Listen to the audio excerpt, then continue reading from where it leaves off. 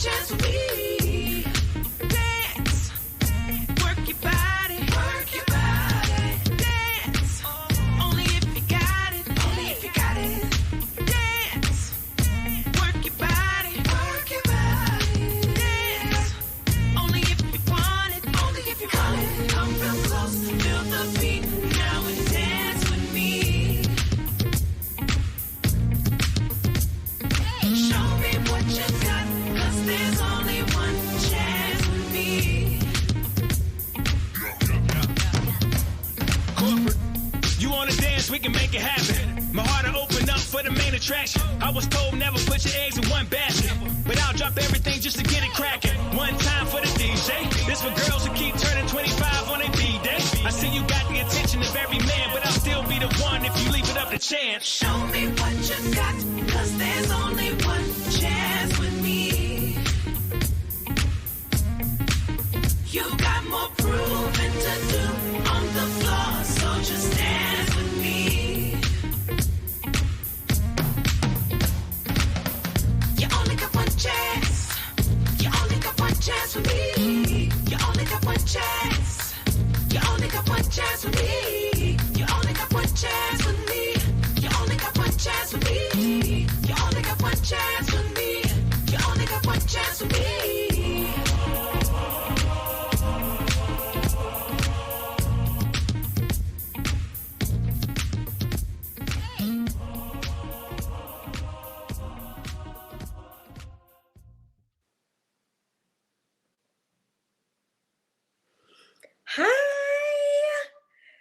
Hi, y'all. Come on in. Y'all, come on in. Come on. Y'all hear my voice? Come on in, people. Come on in. Hi, Armonica. Hi, listen, like, share, tag, because this is about to be good. Come on, people, come on in. Come on, people, come on in. Come on, people, come on in. Yes, come on. Listen, like, share, everyone. Hi, Corti. Did I say that right, or is it Corte? Corti, Corte. Which one? Let me know.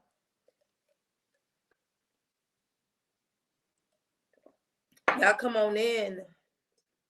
Ooh. Good evening. Who's this? Hi. Hey, y'all come on in. Yeah. Come on, like, share, comment, tag. Y'all come on. What Michelle said, like, tag, and share. Come on, people. Corti. Okay, got it. I got you, boo. Hi. What's in my cup? Just some orange juice, you know? Come on. Hi. Sade. Say. Okay, did I say it wrong? Right. Girl, you correct me offline. Y'all come on in. I'm going to give y'all about to the 6-minute mark. I need y'all to like and share. Everybody who is in this right now, like and share. Like and share. And I'm even going to do it too, y'all. Yes, come on. We are live. Come on, like and share.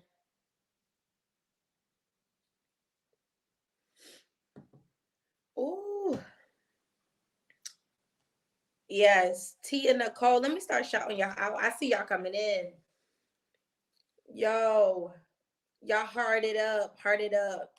Who I see? Amarnica, Tia, cousin Tia. Cousin, hi. How are you? Congratulations.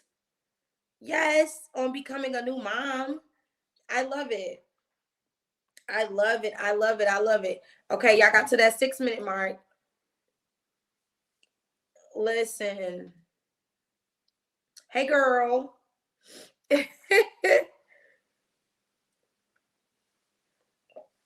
Kelly Woods. Come on, girl. Come on, come on. Hold on. Where is Trey? I know she's in here. Trey better get in here. Where my girl at?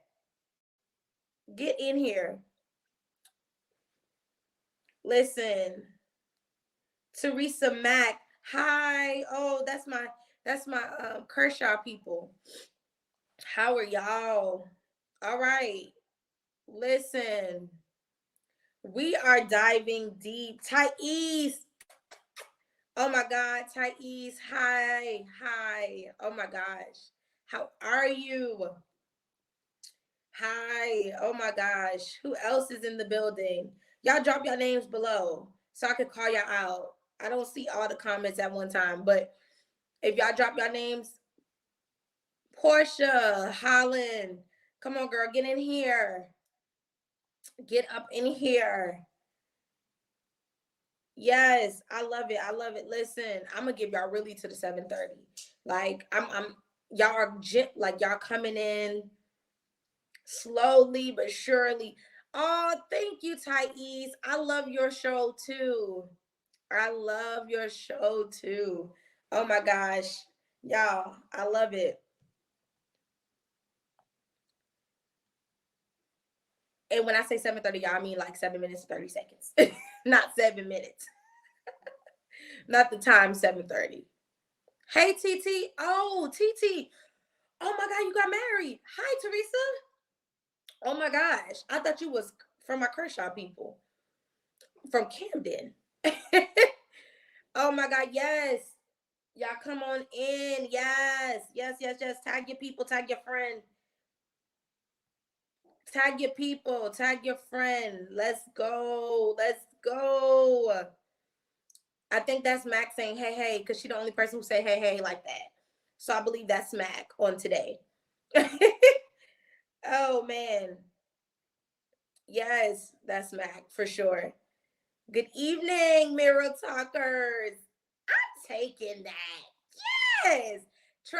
Trav, shout out to Trav for that. That's the new. Y'all my Mirror Talkers. I love it. I love it. Latrone. Oh, I like that. I like that. Mixed with a little Patron. I like that. I love it. Okay, y'all. We getting in. Okay. Y'all already know what this topic is about. Tracing your trauma. Everybody type that. Tracing your trauma. Type that in the comments. Tracing your trauma. Tracing your trauma. Tracing your trauma. Listen, because we about to tell it all. You know what I'm saying? We about to go all in. Because sometimes y'all wondering why y'all in the same predicaments y'all in because y'all ain't tracing y'all trauma. Hello? Y'all in the same relationship because you ain't trace your trauma. You getting the same results because you're not tracing your trauma. You know, you getting all these men and women who just want your money because you ain't tracing your trauma. Come on, trace your trauma, trace your trauma, trace your trauma. Yes, tracing your trauma. Listen, first of all, I think we label sometimes what trauma is, but we really don't know what it is. Let's dive in deep to what this is. Tracing your trauma is going to be a series. However, I'm going to educate you guys on how to and what it looks like and how to identify it because I think sometimes we really don't know how to identify it. We don't know what it looks like. We don't even know if we possess it. So, this is what this is going to be about. So, let's first start with what trauma is, okay? You know, some people are like trauma is, I'm hurt, I've been hurt, or so whatever you call it, I'm hurt, or this is what I feel. But no, trauma is actually a disturbing experience or an emotional shock following a stressful event. Someone say stressful in the comments. Give me stressful. Okay. And sometimes we don't realize that we have stressful events every day, disturbing events every day. But just like I have events, you have events, we can't just keep moving on, right? We can't just keep pushing through like ain't nothing happened Because I know when we go to the doctor, right? We go and we get taken care of. We got a little cough. We go into urgent care. We got a little, symptoms of COVID. We going to get a COVID test. But somehow we think that when we have disturbing experiences or stressful experiences, that we just should keep going, right? False. Okay. So let's dive deep. Where does trauma come from? There's I'm gonna say two things that I identify where trauma comes from. Abandonment, which means to be forsaken or stranded, or unstable or unsafe environment. And what that looks like is environments that we think are our normal, but until we get into college or we go to certain places, it's not really our normal. We shouldn't accept it. So past life experiences, absolutely. That's yes, past life experiences. That's where trauma comes from, or even an unsafe and unstable environment. So the way I'm gonna break this down is your physical, your mentally, and your emotional, right? So let's dive in deep because this is the part for me. And I'm actually gonna skip because I need y'all to identify these traits and what they look like. So what is trauma? What does it look like? Because I think sometimes we don't even know what it looks like. And the way I've categorized this thing is trauma can be mental, emotional, and physical. Like we know that. Our mental trauma is it always starts here. It starts with the mind and it goes to the emotion. And then it sometimes it goes through experiences, right? Childhood experiences. Absolutely. Then it goes to physical, but it starts in the mind. And so when it comes to physical, let's talk about how physical abuse from parents, because I don't think we really take into account, I'm gonna step on some of y'all toes, that the physical abuse that our parents put us through. I'm okay with beating our child and having a little whooping here and there, because sometimes depending on the kid, you need to whoop that tail, excuse me. And so you have to chastise a child depending on the action, whatever that is. However, I think we've kind of gotten it misconstrued on chastising and abusing. So excessive whoopings, I'm not going to whoop you for everything. As parents, I think I grew up personally in an age where I got whoopings for everything, but not realizing that I didn't have to get a whooping for everything. Not until I got older. I didn't need a whooping for everything, but I did get it because that was the way of chastisement that I was raised, like my parents were raised in, specifically my father. Okay, so he would anything, some at school, my teacher calling, Mary, I'm gonna get the belt. I'm gonna whoop her. Like that is excessive. That is where it becomes an excessive trait. So then anything that is excessive can be deemed as, hey, I was a little bad, I was a little mouthy. However, okay, I didn't deserve to get beat for everything. I can say that wholeheartedly. Sometimes talking to a child can make a better impact versus a whooping. Absolutely. I think sometimes our parents just do what they know. They're just doing what's been taught and what's been handed down to them. So at some point, we have to realize and learn that, first of all, each child, you know what, Deshaun, don't you act up. Because, baby, I'm be good today. So we have to realize that even each child is different. Some children may need more whoopings than the other. But whenever you get physical, you have to remember not to do harm. I grew up in a age where, your mother throw a shoe, you'll get beat by the broom. Like, that is too much. And I think as parents, be mindful of how you're chastising your child, because you're instilling certain traumas in these children, especially these kids now. Like, a lot of people are like being more vocal about their abuse and what parents are doing. So you have to be very mindful on how you chastise your children and what you're chastising them for.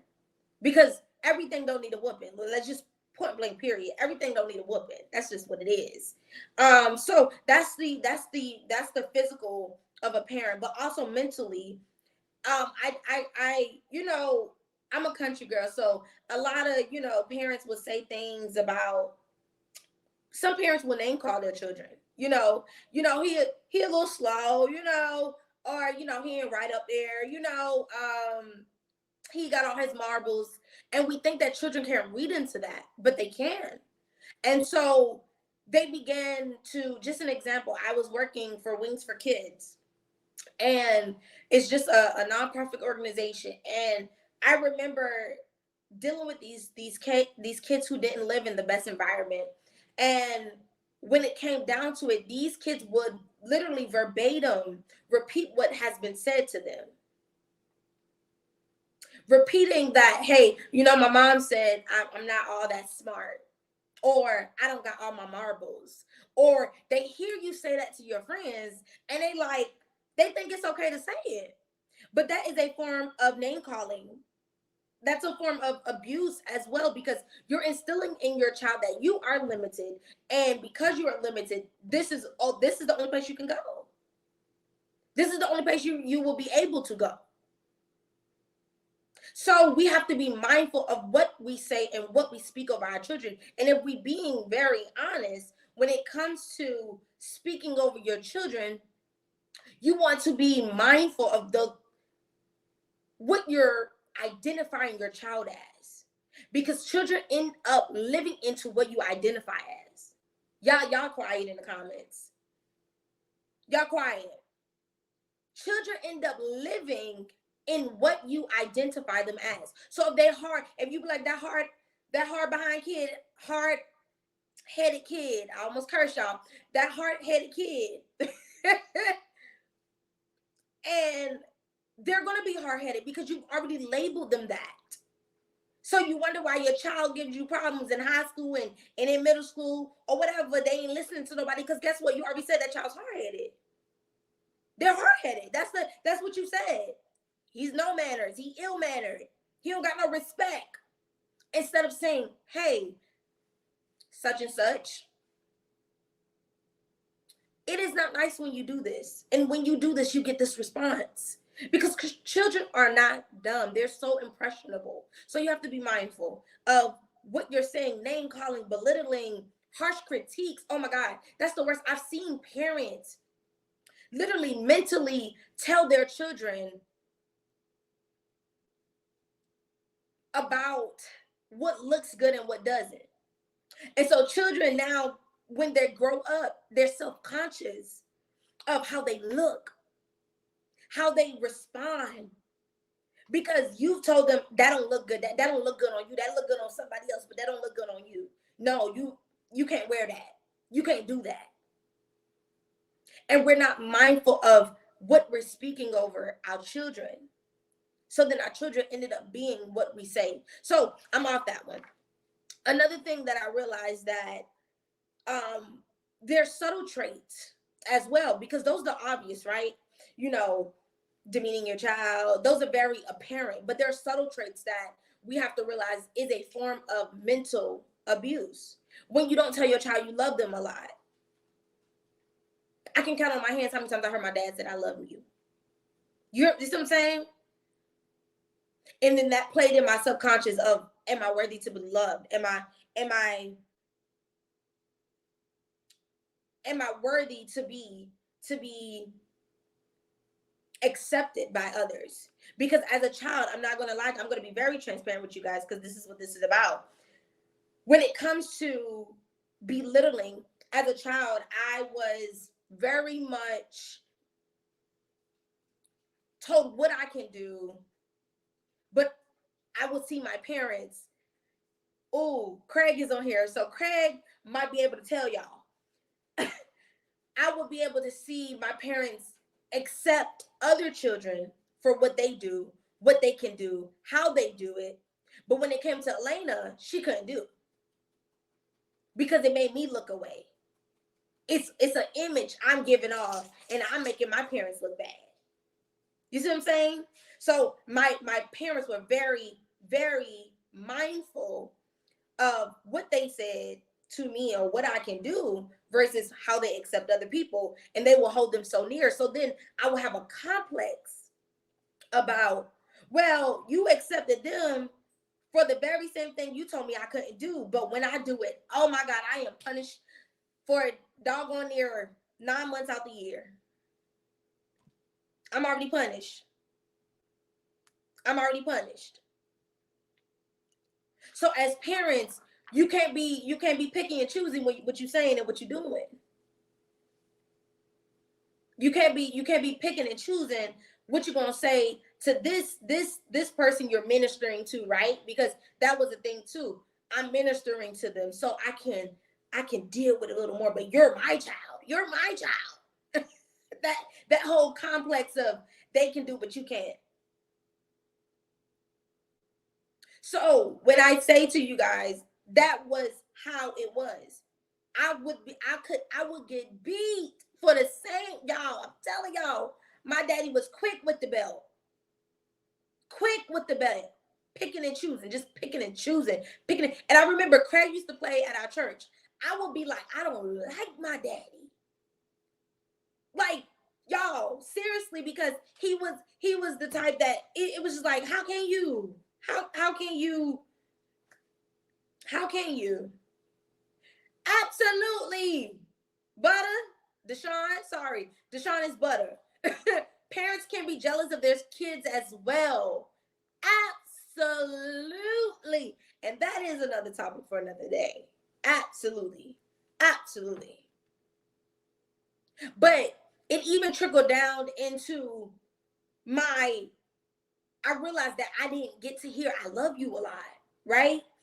From my dad specifically. My mom, every time we go to church, I love you, but the devil don't like you. I'm like, girl, let that go.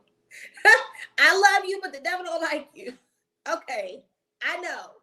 You preach about it. You teach about it. I know he don't like me. I know. I don't gotta hear it before I'm going to school. The devil don't like you. I understand. So when I tell you guys, be intentional about telling your children you love them. Another thing is be less critical of your child's appearance or how they are. My middle sister is, and y'all want to hear me reference my father a lot. He is deceased. However, even if he was alive, I would still be talking the same way. He is deceased. However, I would still be talking this way and maybe a little more smoke in my chest. You know what I'm saying? However, I remember my middle sister, Christian, she's a tomboy. And my dad would be like, why you wanna wear sneakers all the time? Why you wanna dress like that? Absolutely, Victoria. Absolutely.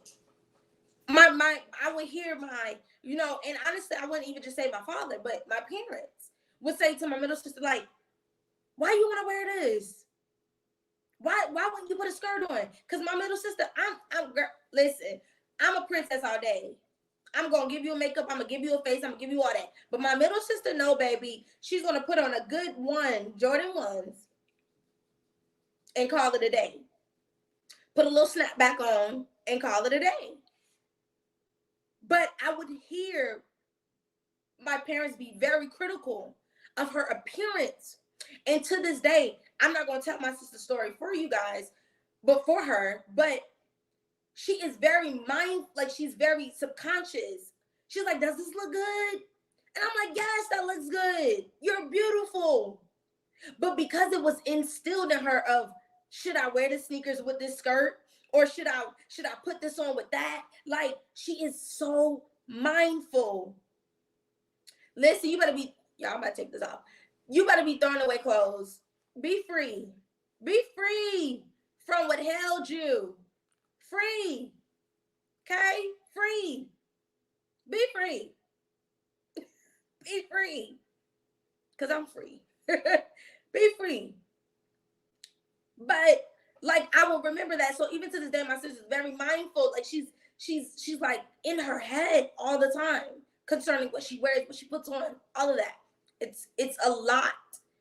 And so as parents, I can imagine had she not heard that, that girl wouldn't think or look twice before she leaves out the house. It wouldn't matter to her. But she's very, very self-conscious. Everybody type be free on today. Be free. Come on, type that. Be free. So now let's talk about the mental and emotional abuse in a relationship. Because that's where, you know, our parents are our first lovers. I believe that our parents are our first people to teach us what love is, what it looks like, how it feels. And so once we experience that, we know how to conduct ourselves in life as an adult. We know how to go on about life. We know how to set standards, boundaries. We know what to take and what not to take. We know what it looks like. We know what love looks like, and we know what it doesn't.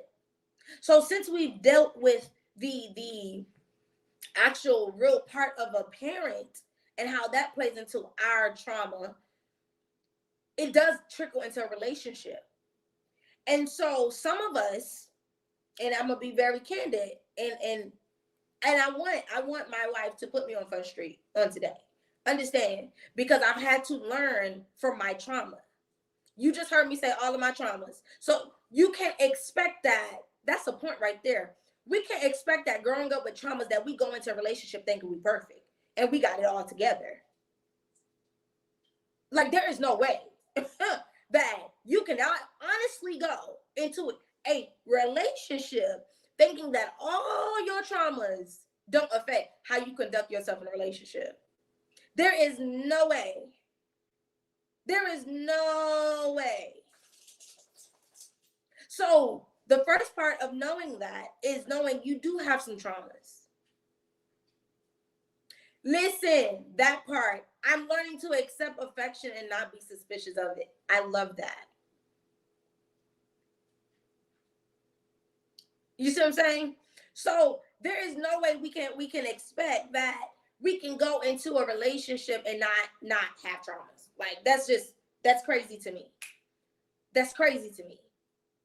So let's talk about mental abuse, because sometimes I think we dwell on the physical a lot, but there's a mental capacity. There's a heavy mental capacity to abuse, because that, like I said, it starts in the mind. It's not with it. In physical, honestly, is the last resort. Physical is most of the time after you've gotten it all in your head and you don't have a way to let it out, and you gotta react to something, and that usually comes to your physical abuse. Being hit, being traumatized that way is almost like the outward expression of the mental and the emotional abuse. The mind, I was literally about to say something like that. The mind is very, very, very easily manipulated, but also very easy to cultivate. Y'all missing that, but y'all catch it at home. Listen, let's talk about your mental abuse from a significant other. I don't think we take into account what it looks like. Mental abuse can look like a few of these things, and y'all see me flipping because I wrote a lot, y'all. I wrote a lot. The first thing of mental abuse in a relationship is that your partner begins to, I'm trying to find another word because I don't like the word I typed. Your partner just starts to discourage you. There it is. Starts to discourage you from small improvements. Okay? What does that look like, Elena? I'll tell you. A part of mental abuse from a significant other looks like them discouraging you from small self-improvements and efforts. So, example, I wanted to work out. and I went to work out. And I'm excited that a bitch lost 10 pounds, okay? I'm 4'11", I'm excited. I'm excited. I'm excited. I'm just like, I love it. I love it. Do you love it, babe? You know, I love what I see. And a partner telling me, okay, well, why does it matter anyway? You're going to gain weight anyway. See, that's when you realize you have a person who is being mentally abusive as first. It's because they cannot encourage your small efforts. They're so, yes, I'm 4'11", shush. Listen, they discourage those small efforts of, hey, I got done with my workload today. You ain't never gonna get it done anyway. So like, what's the difference? You ain't that smart anyway.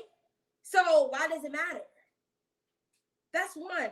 Two, your partner is threatened by other people. So if you have a friend and you're just talking about them, because listen, I am me. I've been that person. I've been that woman that I've been insecure or threatened by someone who's coming to my partner's life because of my trauma. I'm like, okay, so what, why y'all talking? Who is them?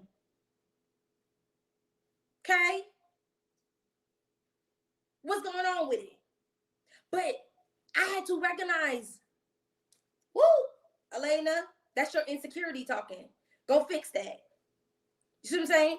Elena, go fix your insecurity because it's peeping out. It's peeping out, and you ain't too much chill, and you ain't too much secured in what you say and who you are. Listen, I am short. I've been short all my life. All of my life. All of my life.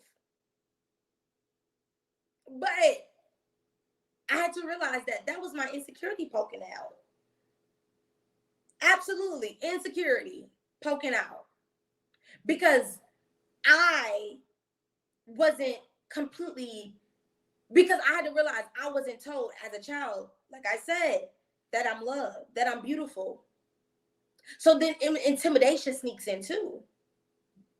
Come on, y'all. Y'all ain't being real with me tonight. Intimidation sneaks in when our partners get a friend or whatever. And we like, well, who are they? That's your insecurities. And somewhat intimidation of the other. So that's one. Another one is you always feel anxious when you're around that person, or uneasy to talk, or uneasy to say your opinion or your thought. There's a, do you feel like you're supposed to change your mindset? Yes, absolutely. Do I feel like I should change my mindset when it comes to insecurity? Make that more detailed for me. I'll revisit it. But another sign of mental abuse as well is being constantly anxious to talk, to be around, to even have conversation. You're just so anxious. And I think sometimes we use words, but we really don't know what it means. But it's an easiness, a constant nervousness of like where I am, what I am. Am I supposed to? Like, you're second guessing everything. Okay, do you feel like you're supposed to change your mindset? Absolutely. Yes, you said yes. Absolutely. Your mindset has to change when it comes to your insecurities and you're being intimidated easily. It's in the mind. Absolutely. It's in the mind. Yes. Heck yes. Absolutely. Because honestly, like we say this all the time, if you easy to take, you ain't never mind. If you that easy to take, you ain't never mine. You've never been mine. Because you got to be secure in this. Whatever it is, you got to be secure in this. So to answer your question, as everyone else has answered, yes, absolutely. Absolutely. Somebody type, if you were not mine. Y'all gotta type that. Now that's the truth. Yes, that's the truth. If you're easily taken, you were never mine. Type that. If you're easily taken, you were never mine. If it's easy for you to be taken, you were never mine. That's just what it is. That's honestly what it is. So the next thing, as well as being mentally abused or being an abuser too, is that you never take responsibility. What you say, Vital? But what if you grow out of that? Grow out of being insecure and intimidated? Let me make sure I'm answering your question. But what if you what if you outgrow that person? But what if you outgrow that person? Okay, type it again.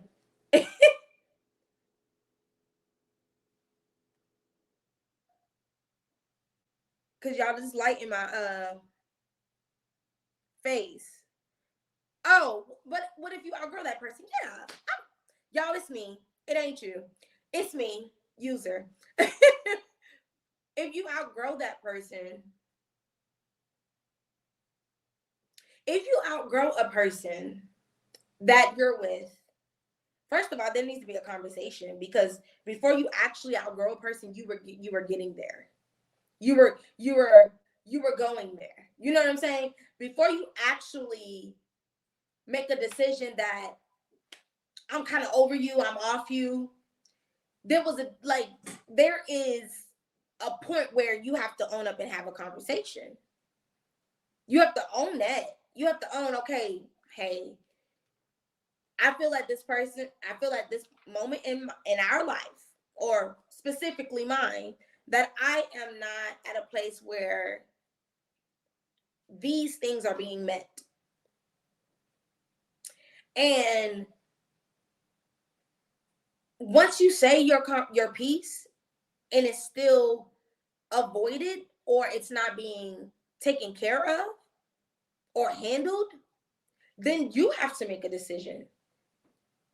You have to make a decision. Do you take another step, as in, i.e., counseling, or you start to waver out?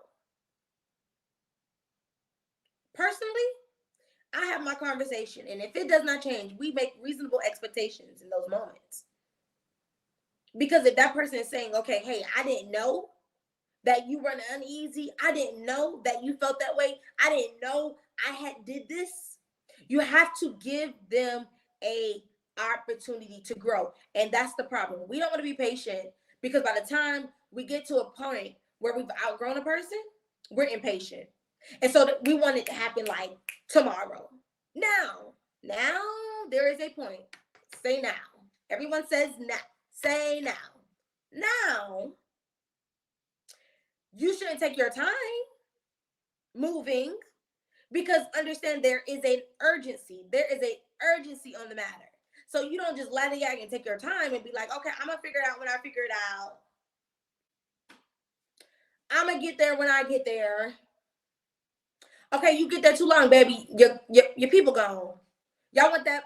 Exactly, that microwavable type of situation. That's not how it happens. You have to give a person time to grow. And first of all, adapt. First of all, let's scratch that. Comprehend and adjust to what you're seeing and what you've just told them. A lot of people, because we're poor communicators as people, we don't, when a person finds out that you've kind of outgrown them, they have now, it's shocking. It's completely shocking. Because we are in a generation where people do not sit here and talk when things come about. We wait till the last minute and then we want to explode, which is very toxic. We want to wait till the last moment and we just, I mean, volcano in this piece, okay? Volcano in. I mean, lava everywhere. And at this point, it's too late. So you have to do your due diligence when you are feeling yourself be distant and growing distant. It is your job. That is what you signed up for in a relationship. When you are in a relationship, you signed up to give it your best. And you signed up to, hey, I'm going to commute. I'm going to communicate, not commute. Communicate. I'm going to tell you what's bothering me. Absolutely. There are some people who have expectation on you and you're not aware. However, there is a conversation that needs to be had about, can I fulfill your expectations? Because you cannot expect certain things from a person, you can't fulfill it either. So know that whatever you are expecting from another person, one, make sure that you can offer it as a person. That's your self-awareness. Can I offer what I'm asking? That's one. That's internal. That's between you. But secondly, be an adult enough to say, hey, these are my expectations. Can you handle it? If not, do we need to make an addendum? What can you settle for? What can you take away? What can you be like, okay, I could be okay with that without you doing this, but I can't be okay with that. You have to differentiate a need and a want, because that is a thing too. Sometimes we want all these stuff in a relationship, but it's not really what we need. We want body, yada, yada, yada, yada, yada, yada, but sis dumb as bricks. So yeah, be mindful of those expectations. Next point, y'all, I done went on a tangent. Lord, my tongue is like, to be truthful, I just don't have expectation of people. Well, you setting yourself up for the okie doke, because I'm gonna have expectations of anybody I'm connected with. Y'all, people connected to my Bluetooth, and I'm about to get mad.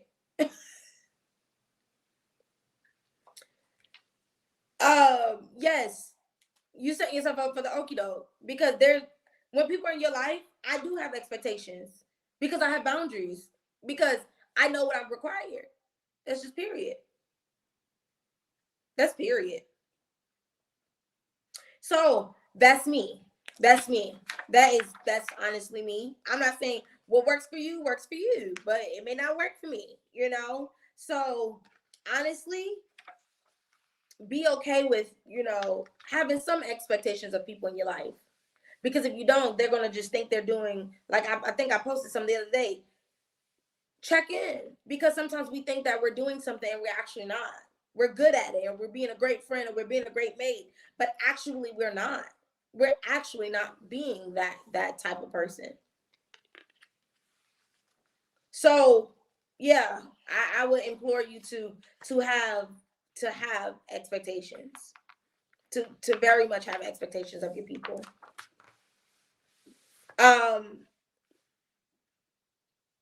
Be mindful that any trauma, anything that has caused you some type of hurt,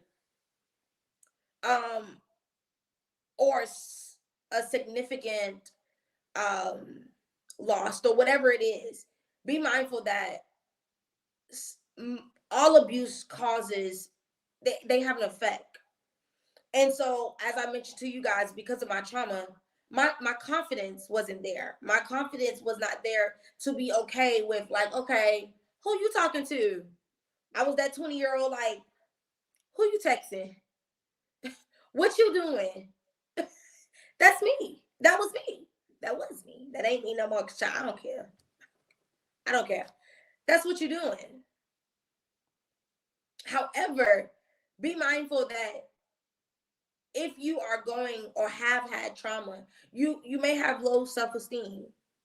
You may have, you know, some mental health, like some mental issues of like how to process people doing good for you. Because sometimes we are very much, because of trauma in survival mode, we won't let people get close to us to help us. And so because we won't let people get close to us to help us, we try to figure things out ourselves. We try to do things ourselves. And sometimes because of that survival mechanism, we are unable to identify that that is not how it's supposed to be sometimes. Sometimes our blessing is with people coming in our lives to help us. The very thing that we're praying for is right there, but sometimes we're just so prideful and blinded by our trauma that we can't identify it. We can't identify our triggers.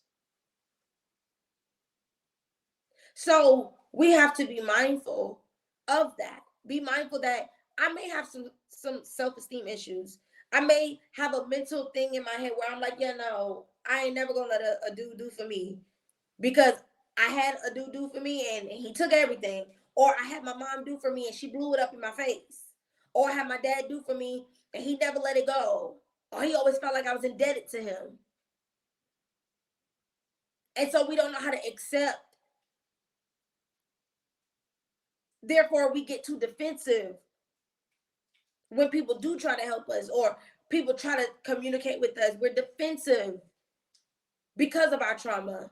And sometimes we don't even know how, we don't identify the fact that we are very defensive people. We are on edge at all times. I mean, let a dude be like, you a bitch. And that's what we heard. But someone be like, okay, I feel like right now you're acting like one. There's a difference. And so because of our trauma, we heard, you a bitch. But what a person said is, I feel like in this moment you're acting like a bitch. It's two different things. It's two different things. And we have to be able, now, this is not what I'm saying. That word is not okay to use to associate with anybody. That's not what I'm saying. That's not what I'm saying. However, there's a clear difference in what the two is. And that was just an example that came to my head. Y'all can hear how my mouth is. But also, you know, we have to be mindful of that. It's about, I was just about to say that, it's our delivery. It's our delivery on how we talk. How do I act like a bitch? Ooh, it depends the situation. Honestly, like it depends the situation. You got to give me a scenario, honey, because I can be one. But I've learned to simmer down that. How do you act like a bitch? That's what I said. How do you act like a bitch? Like a bitch, right? I read it again.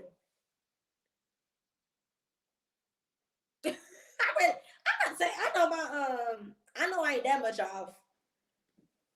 But yeah, there's moments that I've had to check myself, is my point. I've there's moments. And so when it comes down to it, I've had to be mindful that I do have some insecurity issues. I do have some low self-esteem issues. I and when I say low, I'm not saying currently, but in this, me identifying my trauma, me tracing my trauma, I've learned that that's what I do have. I have some of those things because now I'm great. Now I've traced it, I've identified it, and I know how to approach my friendships, my relationships, anything with a ship on the end. I know how to approach it because I've traced my trauma. Sometimes we don't realize that we use frustrating language when we've been in a toxic relationship or toxic relationship, even with our parents. We use toxic like verbiage of like how parents, We'll tell our parents something like, hey, I tell my parents, I mean, this is an example. Hey, mom, I felt like you hurt my feelings on Sunday. You didn't have to call me up into the church at the church and rebuke me for my skirt and tell the, and apologize to the saints, you know, because I didn't wear the right garments or whatever. I feel like you didn't have to do that. And as a parent or as a person, a part of that language is you always feel hurt. You always feeling something. See, that is a part of your trauma because your feelings weren't validated as a child or as growing up or whatever that is. So you feel like you can disregard my feelings and take away value from what I'm saying. We have to be mindful of the language we use when we are communicating and when we are dealing with people who've expressed feelings. The words we should stay away from is using always and never. You always, you never. No, stay away from those words. Passed down trauma is a real thing. Passed down trauma is real. I think I just saw that. Yes, passed down trauma is real. And we don't realize that our past trauma affects us greatly. It affects how we think. We can be thinking that a person says something or meant something by how we feel, by how they feel, or what they're trying to say. But we end up misinterpreting it because of our triggers and our traumas. We misinterpret a lot of things sometimes because of what was said to us and how it makes us feel. And in those moments, we don't think about what we say before we say it. We end up literally doing the same thing that was done to us to people. And so then we realize you realize why you can't keep a relationship. You realize you can't keep a friendship because that was a big thing for me. That was a huge thing for me. I'm like, how come I can't? I'm the most outgoing person. I'm the most loving person. How come I can't keep a friend and save my doggone life? It wasn't that I wasn't loyal. It wasn't that I wasn't a great listener. But what it was that sometimes, Elena, you say stuff too curt. How you said that, you could have said it 10 times better. And now I've hurt a friend. And now that friend could never trust me to talk to me again. Because guess what? In their vulnerable state, I was not wise enough, or I didn't take into account the state they were in, mentally, emotionally. I didn't take into account what they were feeling. But what was on my mind was, you gonna hear what I got to say, because you wrong. So I'm gonna tell you how it is.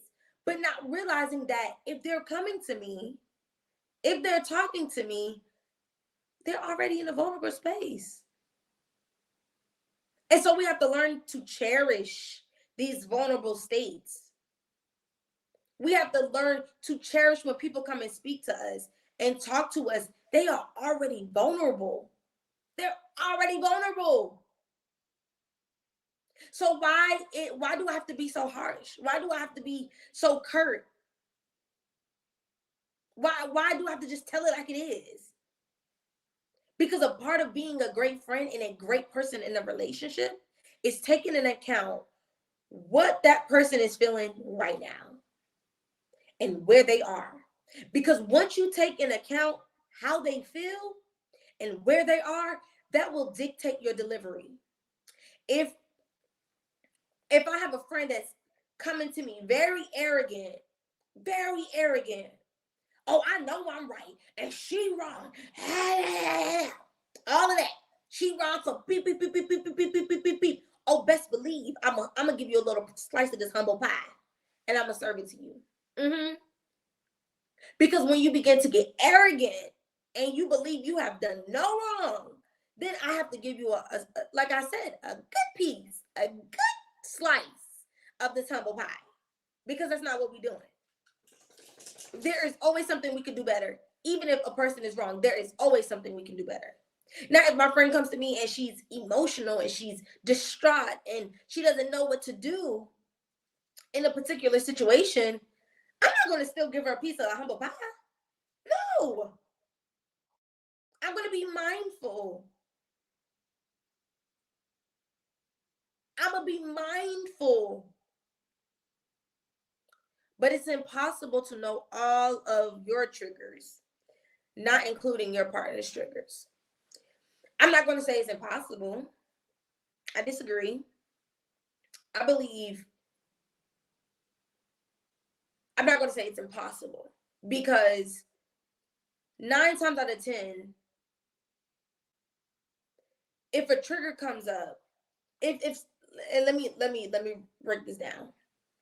And the reason why I say it's impossible, it's not impossible, is because before 9 times out of 10, before a person explodes or a person tells you, or go off on you, they've already told you, hey, I don't like that. Hey, can you not do that again? People very seldomly just explode, you know, like, then now we're getting on that mental health issue. You know what I'm saying? But it's very seldom that when you've hit a person's trigger, that they explode. 9 times out of 10, 10 times out of 10, they've told you in a gently polished way, hey, can you not do that again? It made me feel, or can you just not do that again? I don't like it. They've expressed that uncomfortable place for them. Now, if you then decide to do it again, that's at your own cost.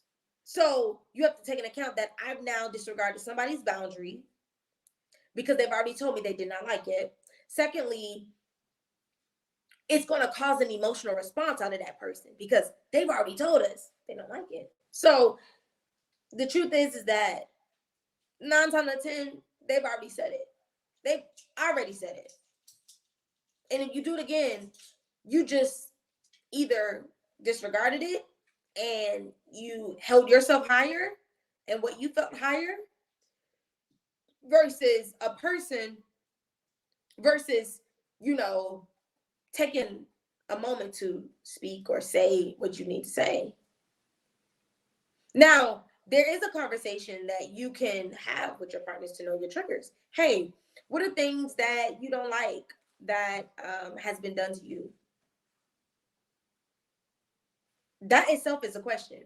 In your family history or in your life, what are things that you can say that you don't like that has made you, you know, that is a complete trigger for you? Once you ask those questions, what happens when you intentionally do it again? So 9 times, there's a few things. You either gonna get the response that I give you, because, like, example, my mother, I'm gonna be very candid.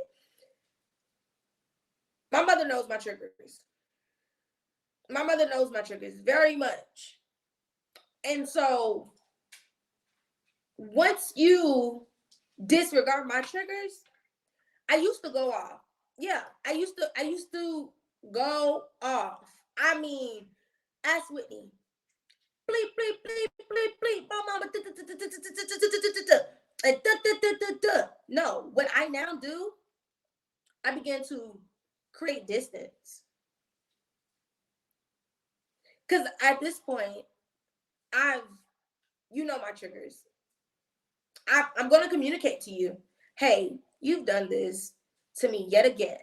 How many ever times it is at this point? Because regardless if it's 1 or 2, you've done it at this point again. You've done it again. So now I'm gonna set my boundaries. And I'm first of all, know that it's not your job, secondly, to fix them. Because at this point, you've already communicated. So don't try to fix them. Don't try to address it or give them the opportunity to fix it. No, because you already knew. And don't you dare say it's your fault. your fault where? No. You may not like the person's boundary, but it's your job to respect it. So, one, don't try to fix them. Two, avoid trying to blame yourself. We're not doing that. We're not doing that. And you have to prioritize your needs. Your needs is, if at that point you need boundaries, space, that's your boundary. Okay, cool. I'm gonna have space. Yeah, Ma. I'm not gonna, come to this event. Hey, Mom. Yeah, no. You want to do something together? Unfortunately, I won't be able to make it. You begin to create that space and change how you deal with them, how you talk. I start to be very, I'm not going to say short because that's still along the lines of being rude, but I'm very matter of fact. How you doing? Good. How was your day? Good. I'm not going to go into, oh my, this girl, my job, because that's when we was good. That's when we were all respected, We were all playing on the same playing field, but we're not. So I create space, and then I just engulf myself in my family, whomever, my sisters, my wife, whomever, my church family, whatever it is. You have to create your own safe space. Absolutely, you have to create your own safe space. When you love a person, you try to fix everything. Sometimes that can be a good thing and a bad thing. Absolutely. But it's not our job to fix it. Our job is, as a person, when we love them, as that spouse or no spouse, or mate, no mate, parent, child, it is our job to bring it to their attention, because I truly believe, I truly believe people don't know when something's wrong unless they are in the knowledge of. Some people really think what they're doing is okay and it's fine. No. It is our job, if we love a person, it is our job to make you aware of it now. However you do it, that ain't my business. I prefer to say, hey, I don't like when you did such and such. And I realize this is now a pattern. Because that's another thing of identifying trauma, is a pattern.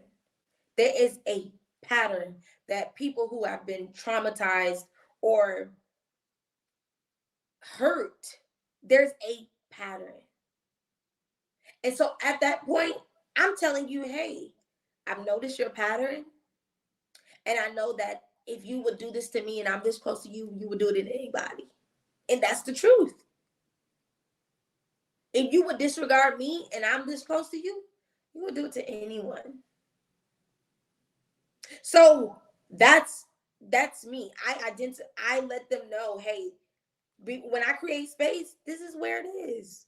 This is where the issue is, and I need you to get help. I need you to self-reflect. I need you to self-assess. Whatever that looks like, I need you to do that, because at this moment, this is what it's causing.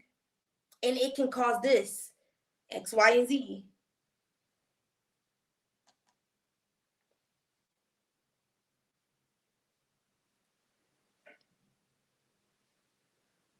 You have to watch what a person is saying and what they're not saying. Absolutely. But also don't get so caught up in wordplay too. Wordplay, I think sometimes we miss the mark too with wordplay, because if a person don't say a certain thing, like an apology, and that's just an example. If a person's, and now I don't believe you should say it, I apologize for how you feel, because that's not what I meant. That's not an apology. That's an excuse, because that but that's not what I meant. So that just negates that. But I don't get caught up in wordplay. Wordplay can be word can be very dangerous, because you're so bent on, you gotta say this to me this way, and then you will frustrate. The situation will get so toxic because you're so caught up in what a person's saying and how they're saying it, and when you miss the mark. You missed the mark. You missed the mark. And now there's a whole other issue because you want a person to say something the way you want it to say. And that's another way of being controlling. That's another way of being controlling, which is a trauma as well. That's a trauma. So if you got people who caught up in wordplay and I gotta say, you gotta say this way, or I'm not accepting it. You gotta be this way, or these are traumas, and you gotta give people the opportunity to fix it. And if not, you send them their notice. I believe in diligently sending people their notices. I send people their notices because best believe before I send you your notice, it's been at least 3 times. And now, because I'm getting a little older, you got twice. You got twice. 1, a mistake. 2, you did it. You disregarded me. And so now, after 2, I create, like I said, I create space. I create space. But listen, I didn't even get in all of it. But it's okay, y'all, because I thank y'all for joining me. I want to shout all of y'all out. Who is here? I thank you guys. Oh, Tawana, thank you for tuning in. Craig, Butter, thank you. Armiki or Amika, thank you for tuning in. Oh my gosh, Craig, I love you. Latrey, thank you. Mariah, thank you. Oh my God, Michelle, thank you. Shout out to Michelle. Jamaica, thank you for tuning in. Y'all, thank you. Lauren, Frenchie, Mac, that's Maxine here. Mac, Teresa, y'all, thank y'all for tuning in. I appreciate y'all so much. And thank y'all, my mirror talkers. I love y'all. I appreciate y'all so much for pushing this and helping me build this. I appreciate it. I just appreciate each and every one of you guys, like seriously from the bottom of my heart. Thank y'all for making Mirror Talks as great as it is. I love each and every one of you guys, and stay tuned. We got some more good stuff. I had not been by myself in a minute, so it's a little nerve-wracking, y'all. So that's why I have this orange juice. It's good old orange juice. But I love you guys, and y'all tune in next week at 7 p.m. I love you guys. Monica, thank y'all. Y'all take care.